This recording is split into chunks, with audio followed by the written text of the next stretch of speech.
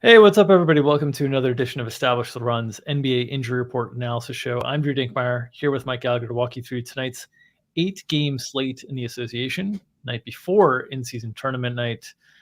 With me to do it as always, Mike Gallagher. Mike, how are you on this fine Monday? Doing good, yeah. Thanksgiving week's a little chaotic. We do get Thursday off, but everything else is not going to be easy. So yeah, ready to get to work. Well, we were told last Monday we weren't in a good mood, so we're going to be extra chipper today, and you guys are going to be like so sick of us being all cheerful.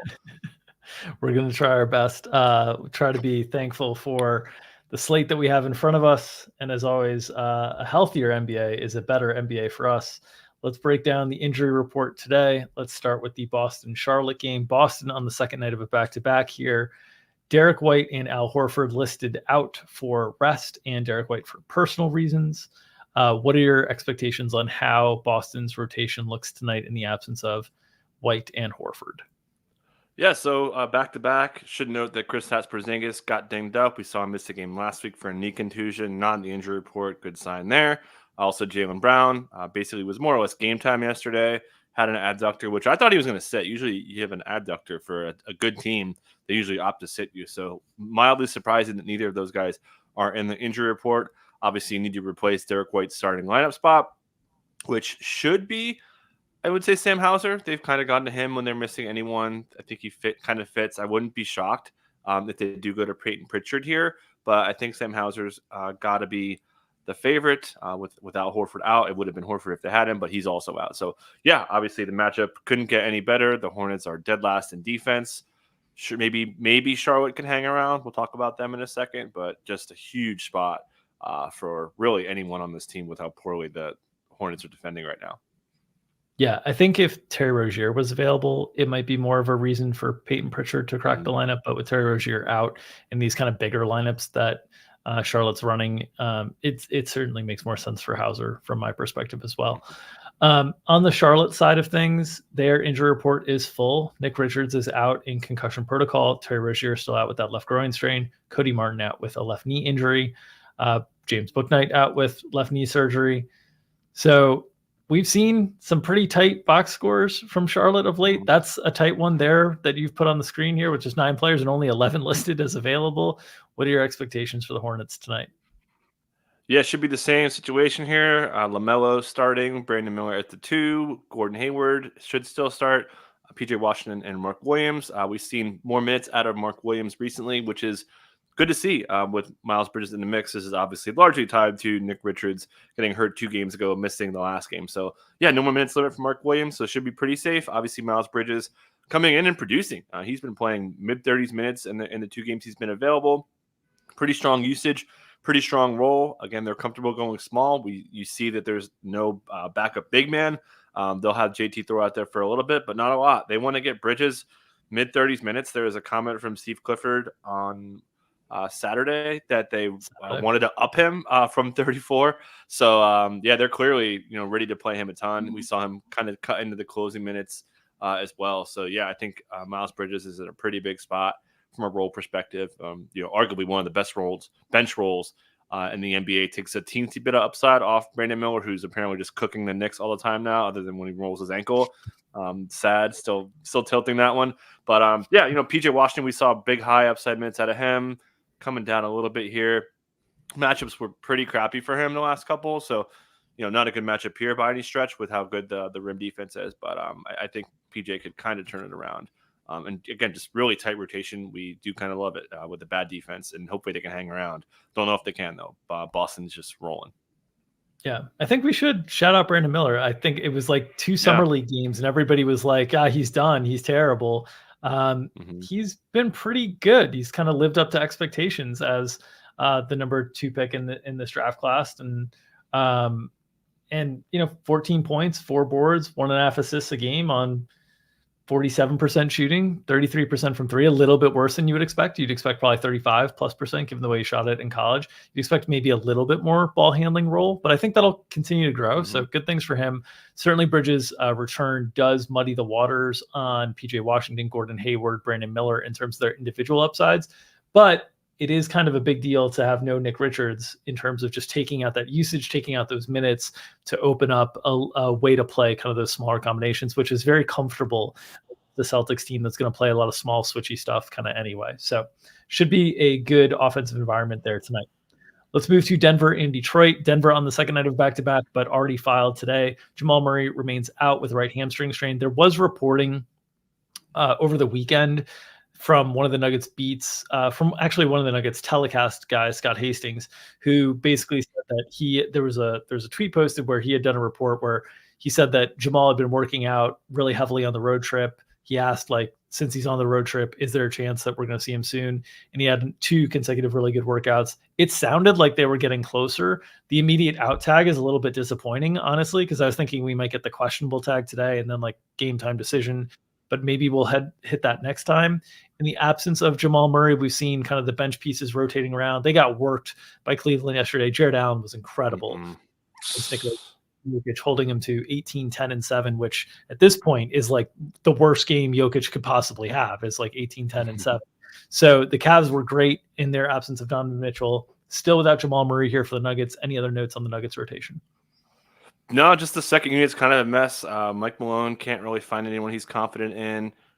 It's been kind of all over the place. Julian Strawther was kind of called upon when things weren't working out. We saw Justin Holiday leapfrog Peyton Watson, who was, getting some pretty important minutes for them. But yeah, Peyton Watson is this guy is all over the map here. The guy who was, 7th, 8th guy in the rotation preseason, falls out to like 11th and then comes right back in and plays well and then loses it again. So this is a fool's errand to like figure out this Denver second unit, certainly on a big slate, not really worth your time. But yeah, we saw actually a little bit of Zeke Naji overlap with Nikola Jokic yesterday. Curious to see if that sticks. Malone mentioned that kind of happening. That could have been a matchup thing. We'll see if Detroit's size is big too. So yeah, something to watch. But yeah, Malone does not have a lot of confidence in a lot of people. Christian Brown had a big game 2 games ago, kind of been really spotty overall. So someone's got to step up. Reggie Jackson's lost his luster a little bit. Aaron Gordon's been kind of meh. MPJ's been actually pretty solid overall. But yeah, I've looked at the minutes here, but that's gonna be tough to project their second unit with how inconsistent and every night it feels like you don't know who this second unit is going to be. The challenges of coaching and managing young players, which Mike Malone, I mean, if you go back throughout Mike Malone's coaching history, right, we kind of had this with Jokic, where it took a bit of time for Jokic to earn the trust of Mike Malone. I'm sure that's going to happen with the second unit guys. Peyton Watson's got a little Kuminga-esque vibes to him, to me, where it's like he does so many cool things, and then you'll just see him like completely like lose focus and defensive assignments and stuff, and it just drives coaches totally insane. And it's just like, hey, if you just stay in your lane, you just like work really hard on the defense, and you just cut and rebound, there's a really good place for you in this offense if you can just kind of stay there. But we'll see if he gets another crack tonight. On the Detroit side, still no Bojan Bogdanovic, no Joe Harris. Some questionable tags, though, for Isaiah Livers and Jalen Duren, which are encouraging. We haven't seen either of those guys in some time. Killian Hayes listed probable here. What are your notes on the potential returns for Jalen Duren and or Isaiah Livers tonight? Yeah, it seems like Duren's back, right? He got listed with injury management tag in a back-to-back. Gets a Q tag today. Feels like he's coming back. This ankle thing, or both ankles, I should say, he's been listed with bilateral at times. So sounds like he's back. We'll see what the minutes limit looks like. Certainly a tall task and a wider task in guarding Nikola Jokic. We'll see. But I think he's got a chance to start. Isaiah Livers was pretty close yesterday off a really bad ankle sprain from about a month and a half ago. So it sounds like he's going to be back in here. And they need him. I mean, they're rolling out some pretty iffy players. So I wouldn't be surprised, honestly, if Livers started. We've seen Livers pick up a first unit role often and picking up an on-ball defensive role, which they kind of need to help out Asar Thompson here. So I wouldn't be surprised if Isaiah actually started here. I still would expect the double big lineup to go if they have Duren. We'll expect Killian back and starting. So Cade, Killian, Asar Thompson, Isaiah Stewart back to the 4, and then I think Duren's in. So then we'll see if Livers kind of cuts down Mude, which I think is likely. They probably only play one big after playing all 3 of them yesterday with Duren back. So I think Wiseman goes away. You basically are putting Livers kind of in his minutes in some smaller lineups. Yeah, so that would be if Livers were to start, that would be over Kevin Knox essentially, and that would be Cade Cunningham, Livers, Asar Thompson, Isaiah Stewart, Jalen Duren is what you're thinking if they potentially decided to go that direction. Sorry, say that again. So I'm trying to. If we have Duren, it seems unlikely. If Duren's in, okay. I think it's really unlikely that Livers starts. Okay. Cool. Yeah, I was trying to figure out where we were going on that because that would be really big, really big as a lineup goes. Okay. Let's move to Milwaukee and Washington. On the Milwaukee side of things, still without Marjon Beauchamp due to that right ankle sprain, and without Jay Crowder due to the left abductor surgery. No listings on the injury report for Giannis Antetokounmpo or Chris Middleton, which I think is notable. We'll see if we get through the whole day without them anybody being added to the injury report with a probable tag. But so far, so good on the Bucks. Big spread here, but they've sort of righted the ship of late. They're playing better basketball of late. The offense has really started to get into rhythm. What are your expectations in the absence of Marjon Beauchamp tonight? Yeah, we'll get no Beauchamp. He rolled his ankle real bad. Surprising they were even listing him questionable because he rolled it so terribly. So he's probably out for a couple more here. And then we got obviously Chris Middleton going back, putting out Andre Jackson, who will probably still be in the rotation. We'll see what kind of minutes Bobby Portis can get. And then also should mention Brook Lopez is kind of cooking here. Going back to that Toronto game, third, fourth game of the year, whatever it was, when he got cut out of the minutes because that was the game when they thought Chris Middleton hit his minutes limit, if you remember that. So that was the same game. But he's really cooking here. He was used as a screener a lot more in this game. Minutes are really strong. I think that, again, Griffin kind of was too quick to pull the hook on him and bring him a short leash. So Brooks in a good spot. Dame's been great. His drives are up. His usage is up. His touch time's up. Everything's up. So not his late game offense has been huge, kind of getting into the finish line in a lot of games. So Dame on a good track. Obviously, this Giannis spot is unbelievably good against horrendous rim defense, pace. It's probably the best matchup for Giannis. He was my cover boy for our matchups today, so excited about him. And yeah, we know Middleton should be on that 20.5 minutes limit that we've seen him pretty strictly on, including not even closing in some spots. So yeah, mostly we got this rotation pegged. And should mention Pat Connaughton played really well in the last game. I had like a huge stretch of minutes, not getting subbed out, gets to 35 off the bench. He seems to be quite locked in, has clearly benefited from Jay Crowder and Beauchamp missing time. Yeah, 3.9 blocks per game from Brook Lopez since they moved back to the drop coverage after just generating 2 blocks in the first 4 games. So from a fantasy perspective, this is exactly the type of Brook Lopez that you want. Topping out with the 15.7 board, 6 block effort a couple nights ago against Charlotte. And his minutes ceiling obviously impacts Bobby Portis. We saw them. I thought in this game, I originally commented to our men's team, I thought maybe we misprojected in terms of too much overlap between the two because of the matchup with Luka and needing more switchability. They actually overlapped pretty much the same amount that they've been overlapping of late. It's just that Brook Lopez ate into more of those minutes of late. Okay, let's move to the Washington side of things where Johnny Davis is listed questionable. DeLon Wright still out. Any news or notes on your expectations for Johnny Davis's availability tonight? Doesn't matter. He's not in the rotation. He's had this elbow injury from the preseason. I think it's the same one, so a little bit of an aggravation here. But yeah, they're not playing him. We'll see the same starting lineup out there. Curious to see if Jordan Poole could get going. He'll probably pick out that Malik Beasley matchup. He's been just not doing it. They're getting the bad Poole version there. Actually a decent amount of Denny Avdia pick and roll stuff in the last game. That was an interesting look from an offensive scheme standpoint. Certainly Kyle Kuzma has a tough matchup against the size. And then, we know Bilal Coulibaly is playing more. Chris Burt off the bench. Danilo Gallinari, their stretch 5. So it's, and then, we'll see if Landry Shamet kind of gets in the mix here. But pretty much got this figured out. Just a matter if they can hang. That's the question you ask yourself pretty much every time the Wizards are on the slate. Yeah, and already some reporting circulating around NBA Twitter about the Wizards, already being ready to move on from Jordan Poole. That did not take long. So it'd be really interesting to see how the Wizards continue to kind of reshape their roster in the next few years. But Poole, already a lot of negative vibes and coverage coming out of Washington on Jordan Poole already. Pretty concerning. Yeah. Clippers. That has been for the Warriors. Spurs. At least they don't have Jordan Poole on their team anymore. Yeah. Clippers and Spurs. On the Clippers side, Mason Plumlee and Brandon Boston Jr. remain out. Otherwise, injury-free here. They have been playing better basketball of late, kind of turned the corner with a nice win against Houston thanks to a James Harden patented step back to win the game. What are your expectations and what we see from the Clippers tonight?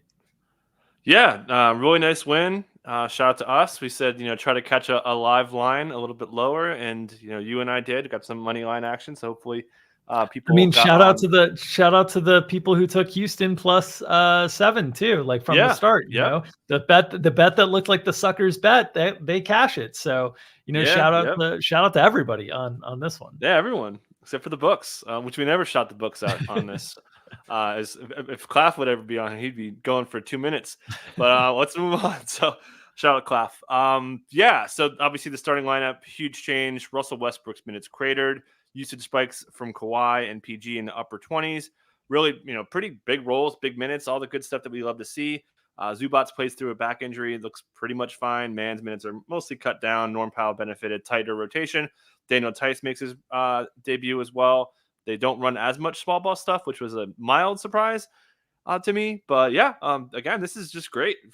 Harden's role still isn't great. The usage has been okay, but the touch time's still kind of meh. The potential assists and drives aren't there. He's like an 8 or 9, whatever it was in this game. So yeah, Kawhi and Paul George looking good. Matchup is fantastic for those guys. But this is a huge news, and we'll see if these guys can kind of build. I don't think Westbrook's going to be this bad on the minutes, but this is really encouraging after we were just terrified to start any Clipper with low 20 usage rate. It's just tough to get there. So this is great news. This was going to be my note on the Westbrook thing.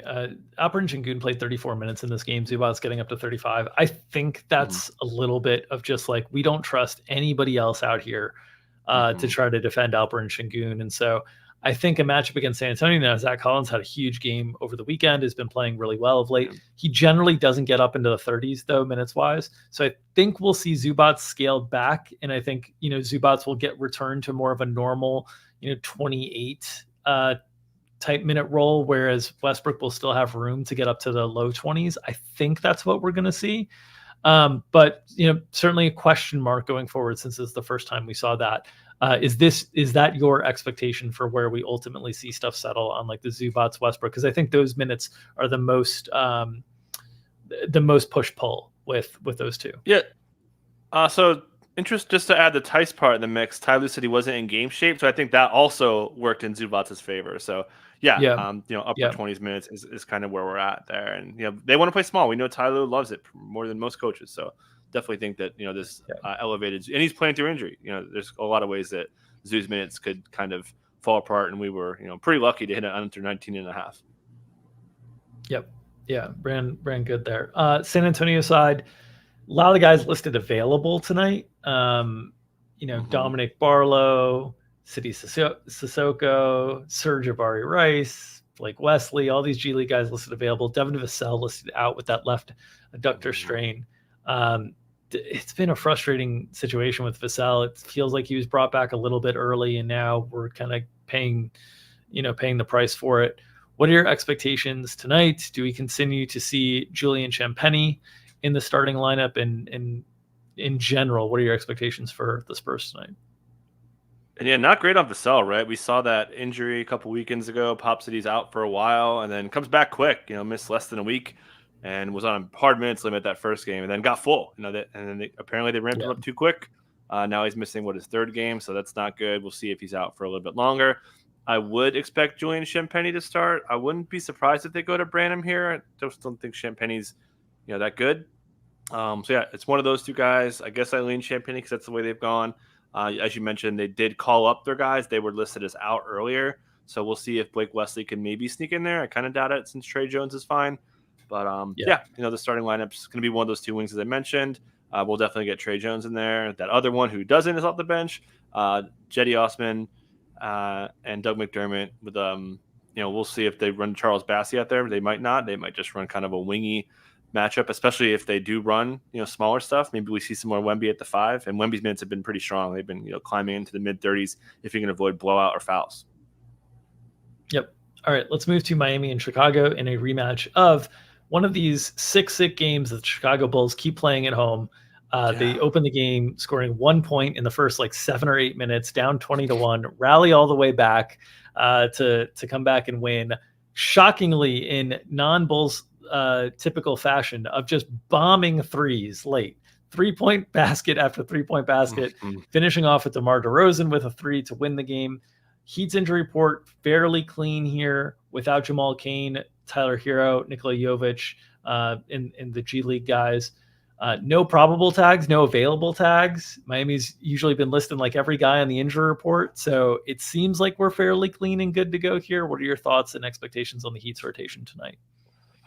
Yeah, should be the same situation. We'll see if Caleb Martin can get more minutes. Haywood Highsmith's been pretty good, kind of kept DeMar in check for the most part there. So, yeah, I think that the rotation is mostly solid. Jaime Jaquez Jr. still gets minutes. He's been one of their big bench hammers, plays long stints in the fourth quarter. They seem to really like him there.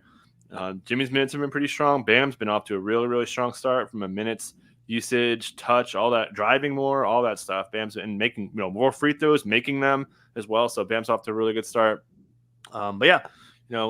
Richardson's been a little inconsistent on the offensive side, but they should be in a pretty good spot. And as we mentioned, Duncan Robinson's got a clear runway here. No Tyler Hero, who lost. Tyler Hero was out of a walking boot, so trending in the right direction there. But yeah, Duncan's going to keep starting and keep firing.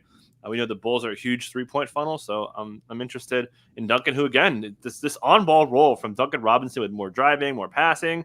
That pick and the DHO stuff they run with Bam has been a really big staple of their offense lately. So yeah, Duncan's in a huge spot here overall. That mostly covers it. They've been running Love for spacing in the second unit with behind Bam as well. So yeah, should expect the same rotation from these guys. Yeah, just wanted to note that Jaime Jaquez in this game kind of battled some foul trouble, but doesn't look like he was subbed due to it. He did pick up his third foul and then got subbed in the second quarter, but that was around his normal rotation, and then played through a fourth foul largely through the third and fourth quarter. So showing a lot of trust in the rookie, which we've seen throughout the course of the season with them allowing him to close as well. Chicago side of the equation, Alex Caruso listed probable here. Dalen Terry listed doubtful. Dalen Terry not in the rotation. Probable tag for Caruso, left toe strain. He, played both ends of the back-to-back, left this game midway to go to the locker room, still ended up piling up 29 minutes. It's kind of the challenge of Alex Caruso and the Bulls. They need him so much. Generally, his plus minus this game was not particularly good because he was out there for the 20-1 start, but generally he's a really important part of their winning games. But he also, with all the stuff that he does in terms of fighting through screens and all the physical play he has a hard time staying healthy. So this left toe sprain is just always going to be something with Alex Caruso if you're going to be in a starting role playing him upper 20s. What are your expectations for him and the rest of the Bulls tonight? Yeah, it should be good. Probably, upper 20s. We usually have to be projecting him conservatively because fouls or whatever is at 24 minutes per game in the starts last year. Yep. When, a lot of those starts, they were really shorthanded too, which they are kind of not now. So yeah, that's kind of where we're at with him, but yeah, should be good to go there. Should just want to mention Zach LaVine. The usage hasn't really been that good. Season low 13.9 in the last game. It's been a little underwhelming for the talk of the new offense and shooting more catch and shoot threes, yada, yada, yada. And DeMar also, really light usage from him. Certainly Haywood Highsmith guarding him made it a little bit tougher. Highsmith's a really, really good defender in my opinion. And then Vooch, been solid overall. So we're going to expect the same rotation here. Don't really have too much to add as, I would assume it was heating up and kind of lost a little bit there. But, the concerning usage from DeMar a little bit, which has been a trend, is something to keep an eye on. Yeah, I think one of the things that, when they restructured this offense and got Kobe White into the starting lineup in terms of trying to spread the floor and get more shooting, I think one of the mistakes that they've made in terms of maximizing this offense is they're putting the ball in his hands as like a point guard. And I think he should really just be a spot up shooter that's maybe a secondary creator, have the ball in the hands more of LaVine and DeRozan. I think what they thought would happen is if we get the ball in his hands more, then we can have those guys attack off of secondary creation. And instead it's the whole offense has kind of been a little bit stagnant. So we'll see if that changes over time. Also, Zach LaVine, amid all these trade rumors and whatnot, you just wonder how engaged, how locked in he is. So, something that intangible that, is very, very hard to project or understand, but something that's clearly going on. Knicks and Minnesota side of things. Evan Fournier listed questionable along with Quentin Grimes. Quentin Grimes, the notable part here with that left wrist sprain. What's your thought process on how long a wrist sprain could take to recover from? Do you think we see Quentin Grimes tonight? Yeah, not sure here. Definitely a tough one. They've been pretty vague on this. We saw him get hurt and get listed questionable despite how they announced a wrist sprain. So, yeah, not much to go on here. Definitely think he could miss non-shooting wrist. But, yeah, I think he's 50-50. I don't know. Don't have much of a read there. He would obviously start, and he would be in hell guarding Anthony Edwards on the other end. I'm curious to see if he's out, if they would go back to Dante DiVincenzo, who's been starting. Do you want to start Dante against who would probably get the Ant matchup? I don't know. I wouldn't want to do that. So I think that there's a bit of a bigger chance that they start Josh Hart as well, especially with the size. You get a little more switchability. I don't know if I want to play smaller, so I kind of think Hart starts. Should mention RJ Barrett returned from his migraines and was out of rhythm, according to Thibodeau. You see the light minutes, certainly blowout, but it didn't really look right, which is bad because, I mean, we've seen RJ – I know Gary's mentioned this a couple times. Like when he comes back from illnesses, sometimes it takes a while for him. So, pretty low expectations for me on Archie Barrett. We'll see if it affects his minutes. Maybe that helps Quickly or Hart or somebody like that along the way. And then Julius Randle, he's making layups now. His last 3 games have been his 3 highest games with at rim points on the whole season. So he's trending in the right direction. He's making layups almost the exact opposite of where he was. He's like making them at a really high rate now. Yep. So he's almost back to like being where he should be. So he made up that terrible start really, really quickly. Had a huge game against the Wolves last year. Unsure how they handle him with the matchups. Part of me thinks it's going to be McDaniels on him and then Ant guarding Brunson, but it'll be a mixed bag. So pretty tough matchup against the number 2 defense now, I believe that the Wolves are right now. So, yeah, tough. A lot of really, like, this whole slate is just kind of wild, man. Like, there's a lot of blowouts and a lot of good defense and bad offense, and it's kind of just a grinded out slate today. Yeah, I think that given the way Dante DiVincenzo played in the start, if Quentin Grimes is out tonight, he would draw the start initially, but could potentially have a pretty quick hook there. From a defensive standpoint, I think Josh Hart is a better defender than Dante DiVincenzo, but lateral quickness stuff, I don't think he's superior in any way, shape, or form. I think it's more like positioning and strength. Against Ant, you kind of need both. So I think the guy shoots 9 of 12, 7 for 10 for 3, scores 25 in a start. He probably gets the start the next time out, just based on meritocracy. All right, Minnesota side of things, nothing notable here. Jordan McLaughlin's still out. No other rotation players listed with anything on the injury report. Any notes on the Wolves? Nope. Just really great win from them. Really good defense of McDaniels, and man, Ingram was just hitting some tough shots. Didn't have it at the end. We'll talk about the Pelicans in a second, but yeah, this rotation's nailed. We know they've got their starters. They want to play in pretty good minutes. Kyle Anderson's going to play a ton. Naz Reid playing a little bit.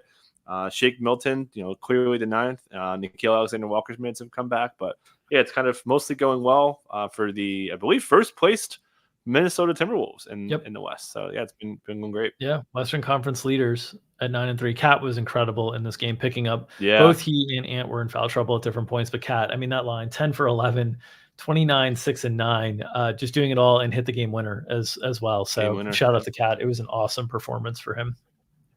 Should mention too, he was a guy. He's like if I could add really quick, he's a lot like Randall, where he was putrid at the jump shooting stuff. He is hot now. Last 6 games, 71 true shooting. He's making all his jumpers again.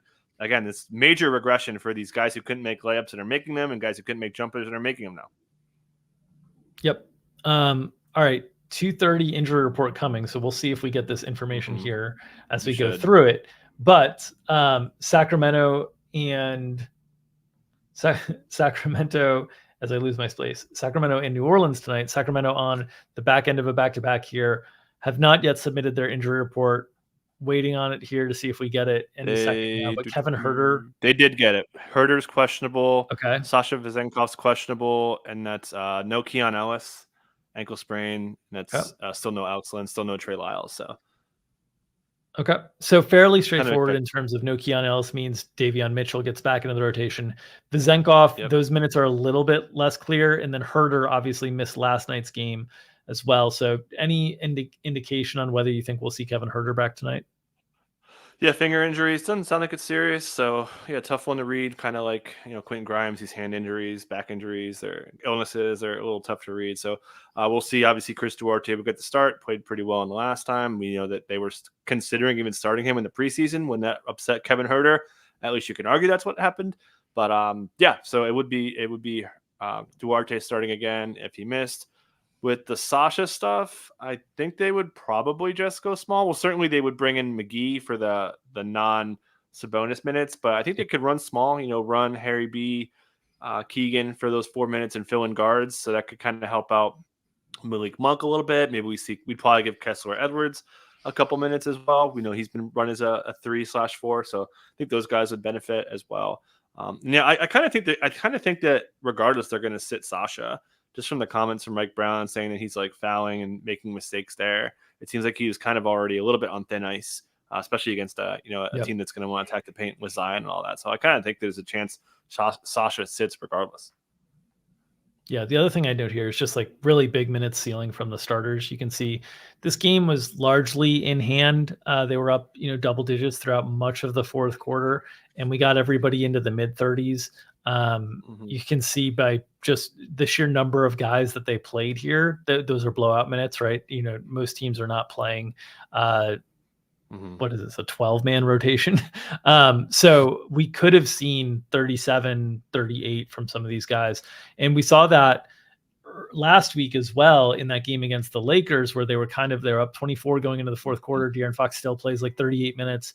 So you can see really, really elevated minutes from these guys who've been playing really, really well offensively. New Orleans side, they upgrade Jose Alvarado to probable, which is encouraging.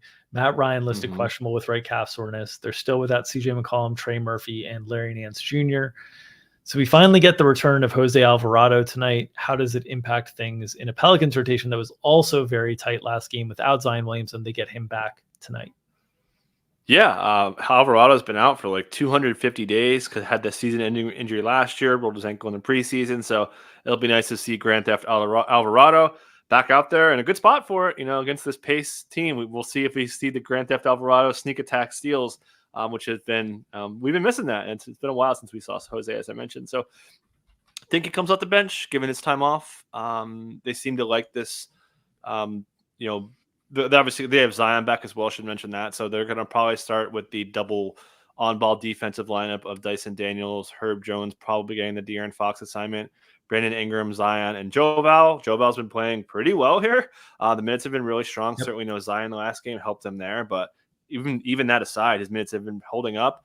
Should mention Matt Ryan also questionable. That could impact some things, so they could run a little bit smaller overall, more or less putting Alvarado and Ryan stuff and kind of shifting Najee is more of a straight four-man, which I think makes sense. So, yeah, they're getting healthy here. We're still waiting on Trey Murphy, but and obviously we'll be waiting for McCollum for a bit.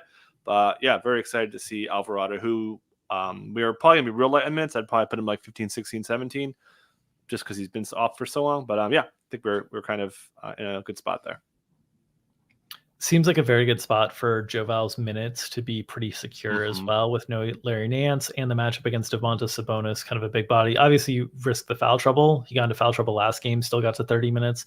Cody Zeller actually held up pretty well and played pretty well in that last game. But without Larry Nance, it's a different animal in terms of the ability to go small and different things that they want to do. So I think Joe Val's minutes, famous last words here, but I think they are a little bit more secure in this matchup with the guys that they have available right now. Okay, let's move to Houston and Golden State. Houston on the second end of a back-to-back. They have not filed yet, even at the 2:30 injury report. Anything notable that you think we should be paying attention to on the Houston side of things? Just Tari Easton's not going to play. He had that leg fracture or stress reaction, I should say, that cost him the start of the season. So he will be out. That should get Jock Landale in there for more minutes. They might not, though. It's against the Warriors. We know teams are very scared to run big lineups against Steph. So could see a little bit more green. Jabari Smith gets a good game there. Shout out to Chris Lafficus and I with a double. We call it Disgusting Brothers over bet. He got there for us with 32 minutes. Looks like he's kind of back and alive. And yeah, just the minutes here. Van Vliet's playing a ton. Dylan Brooks playing a lot of minutes now. and Şengün played pretty well for them. So yeah, feel pretty good about this rotation being pretty tight. I don't think they're going to add anyone in. They'll bring the bench unit of Jeff Green, Tate, a little bit more Landale, and Aaron Gordon. I don't think they would go to the Reggie. They might bring Reggie Bullock in. Maybe we'll throw him a couple spare minutes. But yeah, it seems like this could be pretty tight. I'm looking to bounce back from a really tough loss in LA last night. Chat asking, have you heard anything on Amen Thompson and any potential timelines alongside his return? Nah, he doesn't seem like he's very, very close. So I would expect him to miss this one. Okay. Golden State side of things, Draymond's still out for that league suspension. Gary Payton out as well with the left foot strain. Trace Jackson Davis listed probable here. What are your thoughts on what the Warriors look like tonight in the absence of Draymond for another game suspended? Yeah, really bad loss. They're on a 6-game losing streak right now after things were going so, or maybe it was 5, excuse me. But yeah, this is rough.